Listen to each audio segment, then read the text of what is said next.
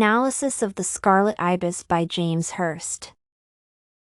James Hurst's novel, The Scarlet Ibis, is a piece rich in parallels and literary devices that evokes emotions of empathy and regret from the very beginning. Its central theme is the guilt and shame of the protagonist over the death of his younger brother. Above all, the author emphasizes these feelings with sad motifs and descriptions of a depressing environment. He also uses a large number of symbols to explain the emotions and feelings of the characters in detail. The story questions how a person who feels responsible for the death of a loved one can acknowledge it even after several years and what the consequences of such remorse are. One of the central symbols of the entire work is the red color, which primarily foreshadows and represents grief and death. A tragic undertone appears in the second paragraph when Hurst describes Doodle after his birth. He seemed all head, with a tiny body which was red and shriveled like an old man's. The author uses this symbolism in red paint to warn the reader of the fear and the possibility of Doodle's imminent death. At the end of the novel, it is also present as a personification of the tragic event. He had been bleeding from the mouth, and his neck and the front of his shirt were stained a brilliant red. Hurst writes this last metaphorical phrase to describe Doodle's death, but instead of showing red as horrible, he refers to it as brilliant. It is done to demonstrate the guilt the protagonist feels. The narrator also defines blood as shiny because of the positive connotation of the word, indicating that the protagonist finds death somewhat beautiful. Furthermore, another vital element of the piece is nature, which acts as a recurring motif.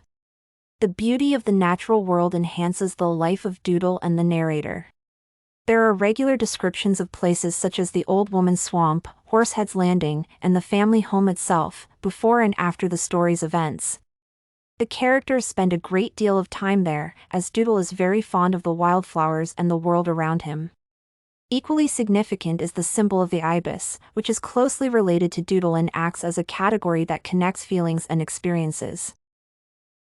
Unfortunately, the main character admitted everything only after some time, and he became ashamed of his actions and misunderstanding. He did everything to be proud of Doodle, but at the same time, he was only motivated by personal gain and pride. He forgot about his brother's feelings and did not realize that he was very attached to him. He did not recognize that Doodle was very vulnerable and lacked love and care, and when he did, it was too late.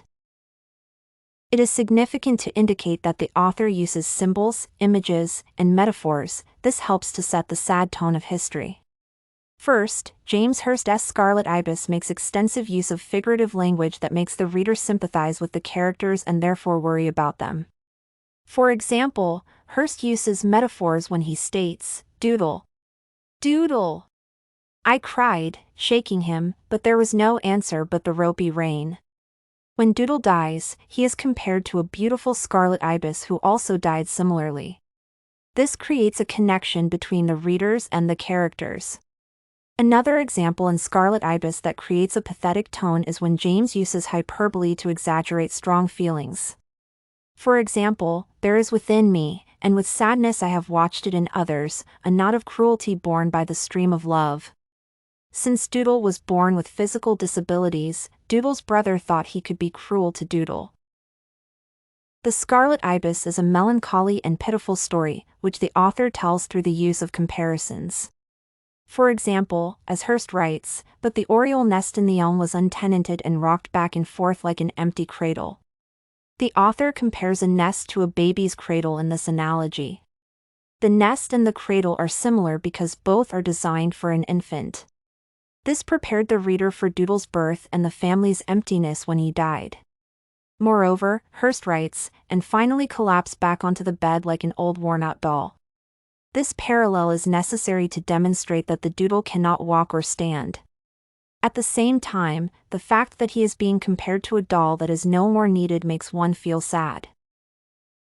Furthermore, The Scarlet Ibis is a tragic story because of the imagery utilized. These images present the reader with a vivid picture of what is happening in the narrative. When the Scarlet Ibis appears, the psychological and physical resemblance to Doodle becomes clear. This can be explained because the ibis was lonely and clearly strayed from home. He is scarlet, as Doodle was at birth, and has an awkward body, gaining refinement only after death. Doodle was the only member of the family who was so touched by the bird's death and decided to bury it. Doodle looks ridiculous when he hides the bird because he has trouble with the shovel, and his family tries not to laugh. The story of the red ibis directly parallels that of Doodle, as both become victims of forces beyond their power. The brother notices that the bird is beautiful and graceful, but its wings break when it tries to fly away, falling to the floor extinct. Like the ibis, Doodle's limbs are uncoordinated, causing him to fall frequently. Thus, the red ibis symbolizes how fragile and beautiful can easily be lost.